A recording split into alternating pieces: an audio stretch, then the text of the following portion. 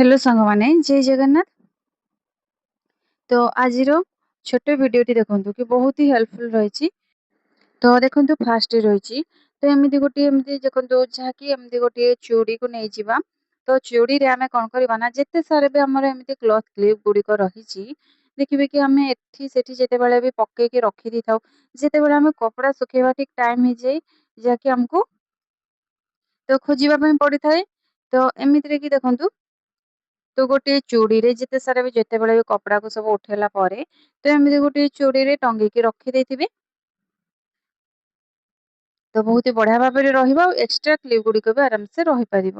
ତ ନେକ୍ସଟ କ'ଣ ରହିଛି ତ ଏଠି ଦେଖନ୍ତୁ ଯେତେବେଳେ ଆମେ ଏମିତି ଲାଇଟ୍ ଗୁଡ଼ିକ ଆମେ ତ ଲଗେଇ ଦେଇଥାଉ ତ ଠିକ୍ ଟାଇମ୍ ଆମକୁ ମିଳିନଥାଏ ଯେତେବେଳେ ବି ଆମେ ସେସବୁ ଜିନିଷ ଏମିତି ରହିକି ମଇଳା ହେଇଯାଇଥାଏ।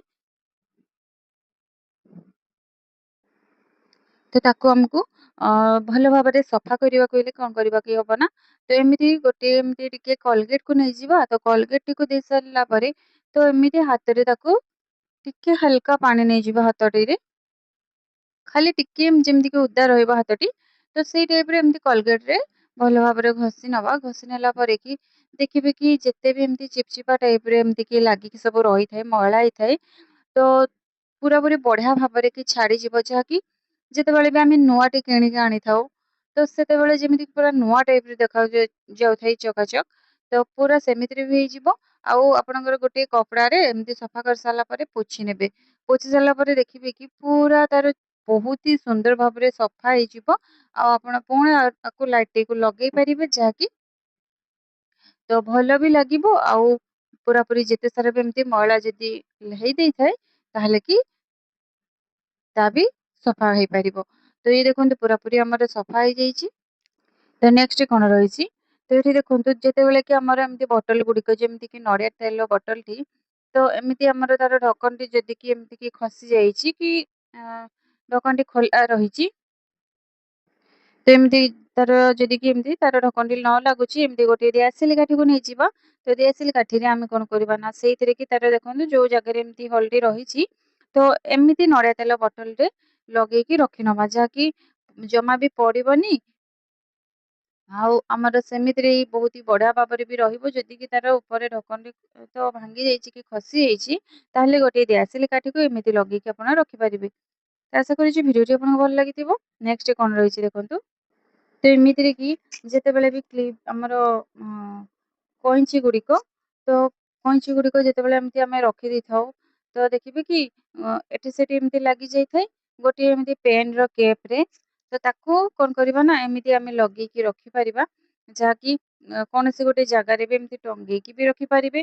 ଏମିତି ଗୋଟିଏ ଦେଖନ୍ତୁ ଏମିତି ନହେଲେ କି ଖୋଲି ହେଇଯାଏ ତ ଏମିତି ଗୋଟେ କେପ୍‌କୁ ଲଗେଇକି ରଖିପାରିବେ ଯାହାକି ଗୋଟେ ଜାଗାରେ ବହୁତ ହି ବଢ଼ିଆ ଭାବରେ ହିଁ ରହିପାରିବ। ତ ନେକ୍ସଟ କ'ଣ ରହିଛି ଦେଖନ୍ତୁ ଯେତେବେଳେ ବି ଆମେ ସିଲେଇ କରିଥାଉ ତ ଦେଖନ୍ତୁ ଇଏ ପୁରାପୁରି ସହଜରେ ଆମେ ସିଲେଇ କରିପାରିବା। ଯାହାକି ଏମିତି ଖରାପ ଚାର୍ଜରଟିକୁ ଏମିତି ନେଇଯିବା।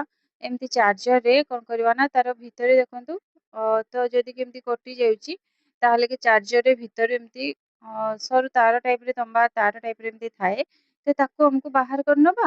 ନହେଲେ କି ଏମିତି କୌଣସି ଗୋଟେ ଏମିତି ପୁରା ଦେଖନ୍ତୁ ସରୁ ଟାଇପ୍‌ରେ ଏମିତିକି ଯାହାକି ପୁରା ପତଲା ବାଲା ତ ଏଇ ଟାଇପ୍‌ରେ ଏମିତି କିଛି ବାହାର କରିନେବେ।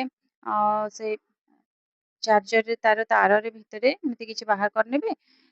ତ ତାପରେ ଆମେ କ'ଣ କରିବା ନା ଏଇଥିରେ ଦେଖନ୍ତୁ ଚାର୍ଜରଟିରେ ଆମେ ଆଉ ଟିକେ ଛୋଟ କରିନବା। ତ ଏଇଥିରେ ଆମେ ଆକୁ ଏମିତି ଲଗେଇକି ରଖିନବା। ତ ଲଗେଇକି ରଖିନବା ପରେ କି ସେଇଥିରେ କେମିତି ଲଗେଇବା କି ଆମକୁ ଡବଲ ଟେପକୁ ଆମେ ଲଗେଇ ନବା ଏଇଥିରେ। ଦେଖନ୍ତୁ ଏଇଠି ମୁଁ ଡବଲ ଟେପଟିକୁ ତ ଲଗେଇଦେଲି ଯାହାକି ପୁରାପୁରି ଏମିତି ଭଲସେ ଲାଗିକି ଏମିତି ରହିଯିବ। ତ ଏମିତିରେ କି ଦେଖନ୍ତୁ ଆକୁ ଏମିତି ଆମକୁ ଲଗେଇ ନବାର ଅଛି। ତ ଲଗେଇ ନେଇ ସାରିଲା ପରେ ଏଠି ଆମକୁ କ'ଣ କରିବାକୁ ହବ ନା ତ ଆମକୁ ଛୁଞ୍ଚିଟିକୁ ଖୁବ୍ ସହଜରେ କି ଲଗେଇ ନବା। ଦେଖନ୍ତୁ କେମିତିକି ଆମେ ଲଗେଇବା ଯାହାକି ବହୁତ ହି କମ୍ ସମୟରେ ଏମିତି ଦେଖନ୍ତୁ ସୂତାଟିକୁ ଆମେ ଯେତେବେଳେ ବି ଛୁଞ୍ଚିରେ ଲଗେଇଥାଉ ତ ଠିକ୍‌ସେ ଲାଗିନଥାଏ।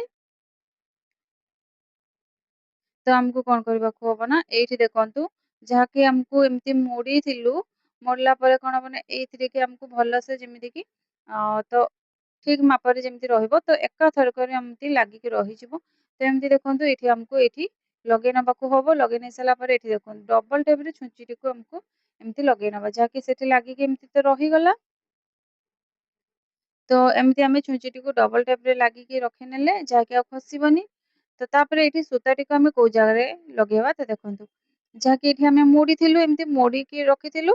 ତ ଛୁଞ୍ଚିରେ ତାକୁ ବାହାର କରିନେଲୁ। ବାହାର କରିନେଇ ସାରିଲା ପରେ ସୂତାଟିକୁ ଏମିତି ତ ଆମେ ଲଗେଇ ନବା। ଦେଖନ୍ତୁ ସୂତାଟିକୁ ଆମକୁ ଏଇ ଜାଗାରେ ଯୋଉଠି ଏମିତି ରହିଛି, ତ ସେଇ ଜାଗାରେ ସୂତାଟିକୁ ଏମିତି ଆମକୁ ଲଗେଇ ନବା। ଲଗେଇ ନେଇ ସାରିଲା ପରେ କି ଛୁଞ୍ଚିଟିକୁ ଏମିତି କି ଆମକୁ ଟାଣି ନବା, ଯାହାକି ଦେଖନ୍ତୁ ଗୋଟେ ସେକେଣ୍ଡରେ ଏମିତି ବନେଇ ନେଇକି ଆପଣ ରଖି ନେଇଥିବେ।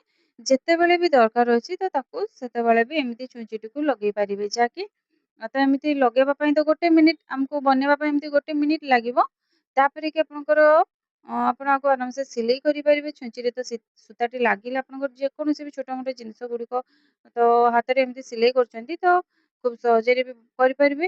ଯାହାକି ଏମିତିରେ ବନେଇକି ଗୋଟେ ଚାର୍ଜରରେ ବି ଏମିତି ରଖିପାରିବେ, ଯାହାକି ଆମର ଖରାପ ଚାର୍ଜରଟିରେ ଆପଣ ଏଇ ଟାଇପର ଲଗେଇକି ରଖିନେବେ।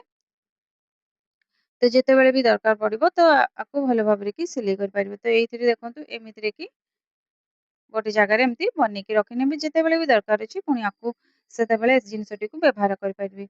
ତ ନେକ୍ସଟ କ'ଣ ରହିଛି ଦେଖନ୍ତୁ, ଯେତେବେଳେ ବି ଆମର ଫ୍ରିଜରେ ଯେତେବେଳେ ଦେଖିବେ କି କୌଣସି ବି ଏମିତି ଚିହ୍ନ କି ପିଲାମାନେ କୌଣସି ବି ଜିନିଷ ଏମିତି ଗାରେଇ ଥାନ୍ତି, କିଛି କଲର ଲଗେଇଥାନ୍ତି, ତ ତାକୁ ଆମେ ଗୋଟେ ସେକେଣ୍ଡରେ କି ସଫା କରିପାରିବା। କ'ଣ କରିବା ନା, ତ ଦେଖନ୍ତୁ ଯୋଉ ଜାଗାରେ ଏମିତି କି ଆମର ତ ପିଲାମାନେ ଗାରେଇଛନ୍ତି କି କିଛି କଲର ଲଗେଇଛନ୍ତି, ତାହେଲେ କି ଆମକୁ ଏମିତି ଟିକେ ଦେଖନ୍ତୁ ପୁରା ପରଫ୍ୟୁମକୁ ଏମିତି ଟିକେ ହାଲକା ଭାବରେ ଏମିତି ସ୍ପ୍ରେ କରି ନେବାର ଅଛି।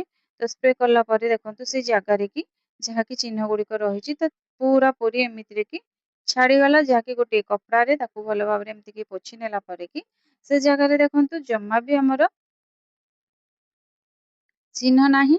ତ ଏମିତିରେ କି ଆପଣ ଆକୁ ଟ୍ରାଏ କରିପାରିବେ। ପୁରାପୁରି ସଫା ହେଇଯାଇଛି।